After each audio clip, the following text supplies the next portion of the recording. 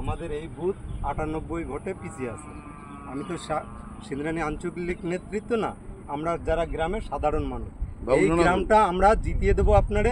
আপনার কথা দিতে হবে, এই ব্রিজটা করে দেবেন, এইটুকু হচ্ছে আমাদের বক্তব্য।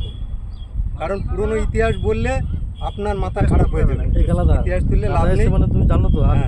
98 ভোটে আমরা পিছিয়ে, ভোট আসে ভোট যায়, সবাই বলেই যায়, কিন্তু কাজের কাজ হয় না। আমরা কিসের বিনিময়ে ভোট চাবো? কিন্তু আমাদের সব চোর বলে আখ্যা দেয় যে এই ব্রিজ হয়ে গেছে, পাকা রং করতে এসেছে, টাকা সব আমরা খেয়ে নিয়েছি।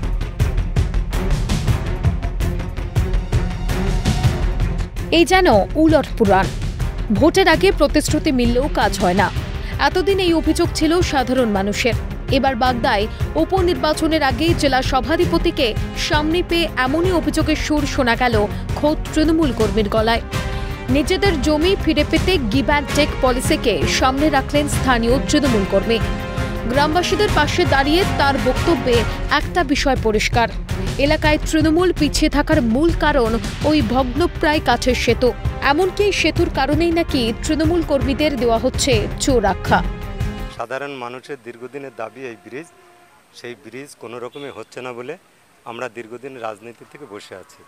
আবার আমরা যদি জনগণের কাছে গিয়ে বলি উন্নয়নের স্বার্থে যে নারায়ণদা এই কথা বলে গেছেন, নিশ্চয়ই জনগণ ঘুরে আমাদের ভোট দেবে এবং জিতাবে, আমি এটা আশাবাদী। চলতি মাসের 10 তারিখ বাগদায় উপনির্বাচন। লোকসভা নির্বাচনের নিরিখে বাগদা বিধানসভায় 20,000-এরও বেশি ভোটে পিছিয়ে তৃণমূল। নিজেদের জমি ফিরে পেতে মরিয়া তৃণমূল কংগ্রেস। এই পরিস্থিতিতে সোমবার বেশ কয়েকটি ভগ্নপ্রায় ব্রিজ পরিদর্শন করেন অশোকনগরের বিধায়ক তথা জেলা পরিষদের সভাধিপতি নারায়ণ গোস্বামী। সিন্দ্রানী গ্রাম পঞ্চায়েতের রাঘবপুর গ্রামে গেলে একরাশ ক্ষোভ উগরে দেন স্থানীয়রা। তবে সেই অভিযোগ নিজের কাঁধে নিতে নারাজ জেলা পরিষদের সভাধিপতি। সেতু সংস্কারে 32 লক্ষ টাকা বরাদ্দ হলেও কাজ হয়নি। এর দায় 100 ডিগ্রি ঘুরিয়ে কাজ করায় তুলেছেন প্রাক্তন সিবিআই কর্তা তথা তৃণমূল বিধায়ক উপেন বিশ্বাসকে। পাশাপাশি নির্বাচনী আবহে ঘুরিয়ে প্রতিশ্রুতি দিলেন জেলা পরিষদের সভাধিপতি। আজ থেকে বছর 5 আগে আমি ব্রিজ থেকে পড়ে গেছিলাম এই মোটরসাইকেল নিয়েই, পরে আমি মারা যাচ্ছিলাম, কল্যাণী হসপিটালে ভর্তি ছিলাম। যাতে হয় সেই ব্যবস্থাটা করলে পরে খুব আমাদের এই গ্রামের সাধারণ খুব উপকৃত হবে। যে যখন উপেন বিশ্বাস বিধায়ক ছিলেন, সম্ভবত তিনি তার বিধায়ক উন্নয়ন তহবিলের টাকায় 32 লক্ষ টাকা এই ব্রিজের জন্য অনুমোদন তিনি করেন। সেটা টেন্ডারও হয়, কিন্তু কন্ট্রাক্টর ইঞ্জিনিয়াররা যখন এই ফিল্ডে আসে করতে গিয়ে তারা দেখেন যে 32 লক্ষ টাকা নাকের নস্যি। একজন সৈনিক, তার নাম নারায়ণ গোস্বামী, সে একটা স্কিমে এসছে, মানে টুডে অর টুমরো কাজটা ইতিবাচক দিকে যাবে। সত্যি ভোট বড় বালাই। সাধারণ মানুষের সমস্যাগুলো ভোটের আগেই যেন চোখে পড়ে রাজনৈতিক নেতা মন্ত্রীদের। ভোটের পর যেই কার সেই অবস্থা।